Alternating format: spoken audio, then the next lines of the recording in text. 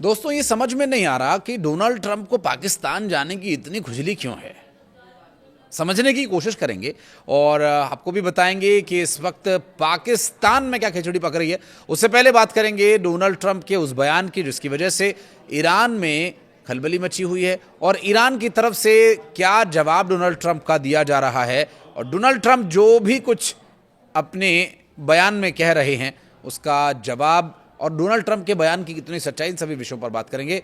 पाकिस्तान जाने की तैयारी में ट्रंप क्यों हैं और यूरेनियम संवर्धन को क्या ईरान अब बंद कर देगा, परमाणु हथियार वो नहीं बनाएगा, क्या डील लॉक हो जाएगी, ये सभी अहम प्रश्न अब भी बने हुए हैं। क्योंकि अगर ईरान ने ये बातें मान ली तो ईरान का क्या होगा और अगर ईरान ने ये बातें नहीं मानी तो अमेरिका का क्या होगा। ट्रंप को फ्री का तेल चाहिए, ये बात तो सब जानते हैं, लेकिन इसके लिए वो क्या जुगत लगा रहे हैं, इस वीडियो के अंत तक ये भी समझने का प्रयास करेंगे। सबसे पहले युद्ध से जुड़े कुछ बड़े अपडेट्स। नमस्कार, मैं हूं आशीष त्रिपाठी और लेबनान और इजरायल के बीच संघर्ष विराम हो चुका है और ऐसे में अमेरिकी राष्ट्रपति डोनाल्ड ट्रंप ने कहा कि इजरायल और लेबनान 10 दिन के सीज फायर पर राजी हो गए हैं और ये युद्ध विराम गुरुवार देर रात से ही लागू माना जाएगा। ट्रंप ने ट्रुथ सोशल पर एक पोस्ट के माध्यम से बताया कि उन्होंने लेबनान के राष्ट्रपति जोसेफ और इजरायल के प्रधानमंत्री बेंजामिन नेतन्याहू से बातचीत की, जिसके बाद ये सहमति बनी। उन्होंने बताया कि वो नेतन्याहू और जोसेफ को वॉशिंगटन में बातचीत के लिए आमंत्रित करेंगे और इस हफ्ते वॉशिंगटन में दोनों देशों के बीच 34 साल बाद पहली बार सीधी बातचीत हुई थी, जिसमें अमेरिकी विदेश मंत्री मार्को रूबियो भी शामिल रहे। ट्रंप ने कहा कि उन्होंने उपराष्ट्रपति जेडी वेंस, विदेश मंत्री मार्को रूबियो और joint chief chairman general Dan Caine को निर्देश दिए हैं कि वे दोनों देशों के साथ मिलकर स्थायी शांति को सुनिश्चित करने की दिशा में काम करें। इसके पहले लेबनानी राष्ट्रपति ने ट्रंप से फोन पर बातचीत में सीज फायर के प्रयासों के लिए उनका धन्यवाद भी किया। अमेरिका और ईरान 21 अप्रैल को खत्म हो रहे सीज फायर से पहले समझौते के करीब पहुंच रहे हैं, लेकिन ट्रंप के बयानों से लगता नहीं कि वो ऐसा संभव होने देंगे, क्योंकि जो बातें उन्होंने कही हैं जाहिर है ईरान उस पर कभी राजी नहीं होगा। अमेरिकी मीडिया के अनुसार दोनों पक्षों के बीच बातचीत आगे बढ़ चुकी है, हालांकि कुछ मतभेद अभी बाकी हैं।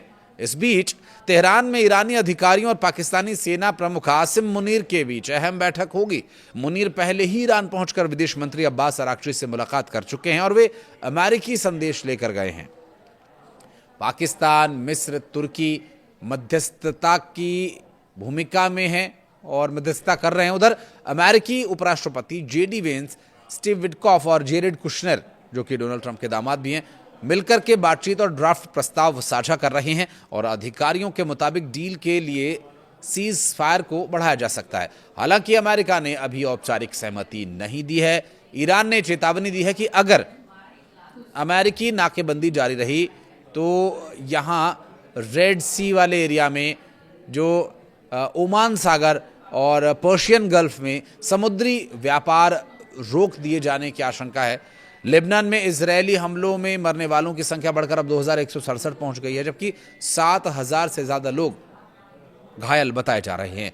अमेरिका और ईरान के बीच परमाणु मुद्दे पर बातचीत में प्रगति के संकेत मिल रहे हैं। 21 अप्रैल से पहले समझौते की कोशिश रहेगी और समझौता हो गया तो ठीक, अन्यथा पाकिस्तानी डेलीगेशन जो तेहरान पहुंचा है उसका क्या होगा। इजरायल ने दावा किया कि उसने 24 घंटे में दक्षिणी लेबनान में हिजबुल्लाह के 200 से ज्यादा ठिकानों पर हमला किया और इधर माना यह जा रहा है कि अमेरिका ईरान के साथ युद्ध विराम वार्ता के दूसरे दौर की चर्चा की जा रही है, जबकि पाकिस्तान का एक प्रतिनिधिमंडल ईरान की राजधानी तेहरान पहुंच चुका है। रविवार को पाकिस्तान की मेजबानी में अमेरिका ईरान के बीच 20 घंटे से अधिक चली वार्ता बिना किसी नतीजे के खत्म हो गई और इसके बाद 2 हफ्ते का युद्ध विराम लागू है और इस बेनतीजा चर्चाओं के एक दिन के भीतर ही राष्ट्रपति डोनाल्ड ट्रंप ने ईरान के प्रति अपनी नई रणनीति की घोषणा की, जिसमें अंतर्राष्ट्रीय तेल व्यापार के लिए अहम जलमार्ग स्ट्रेट ऑफ होर्मुज की नाकाबंदी का प्रस्ताव शामिल है। समझौते तक पहुंचने में इस शुरुआती विफलता और आगे की वार्ताओं की संभावना को कैसे देखा जाना चाहिए? क्या ईरान और अमेरिका नियंत्रित तनाव की ओर आगे बढ़ रहे हैं या फिर एक बड़े युद्ध की अनिवार्य स्थिति की तरफ? कई सवाल और हैं। अगर वार्ता की मेज पर लौटने की कोशिशें पूरी नहीं होती हैं तो क्या होगा? ये युद्ध विराम केवल समय लेने का एक जरिया भर था, दोनों पक्षों को रुकने, संभलने और फिर संगठित होने का, अपने अपने रुख पुनर्मूल्यांकन करने और अगले चरण की तैयारी का यहां मौका तो मिला, लेकिन इस मौके का फायदा कितना हो पाएगा? इसी समय इजरायल और जो बातचीत को लेकर काफी संदेह में रहता है, एक प्रभावशाली भूमिका निभा सकता है। ऐसे में संघर्ष खुली जंग के स्तर तक नहीं पहुंचेगी और न ही दोनों पक्ष पूरी तरह से सैन्य कार्रवाई से परहेज करेंगे। दरअसल इसके बाद प्रॉक्सी समूहों की भूमिका काफी महत्वपूर्ण हो जाएगी। इराक का लाल सागर में ईरान समर्थित समूहों की गतिविधियों में इजाफा और इनके नेटवर्क पर अमेरिकी दबाव बढ़ने से संघर्ष का भौगोलिक दायरा बढ़ सकता है, जैसे शैडो वॉर।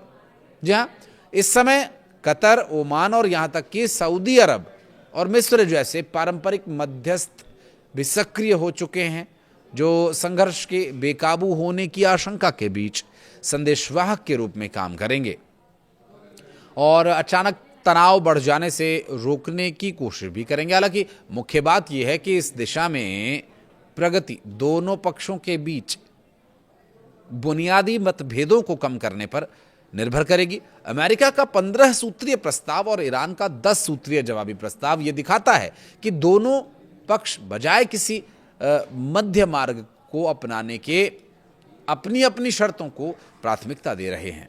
इसलिए भले ही वार्ता का ये नया दौर संभव हो, लेकिन जल्दी और व्यापक समझौते की उम्मीद करना अभी बहुत दूर की कौड़ी नजर आता है।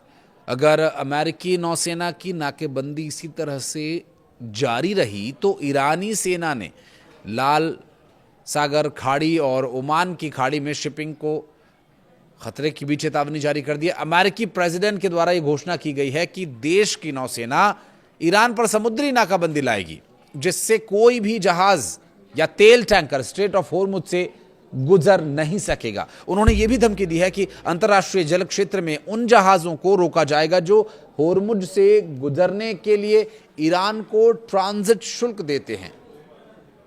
ये रणनीति ईरान की तेल आय को रोकने, उसकी अर्थव्यवस्था को कमजोर करने और साथ ही ईरानी तेल के मुख्य खरीदार चीन को प्रभावित करने के उद्देश्य से बनाई गई लगती है।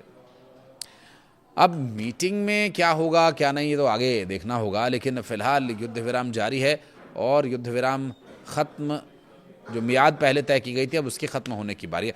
आप कुछ कहना चाहें तो कमेंट सेक्शन में ज़रूर बताइएगा।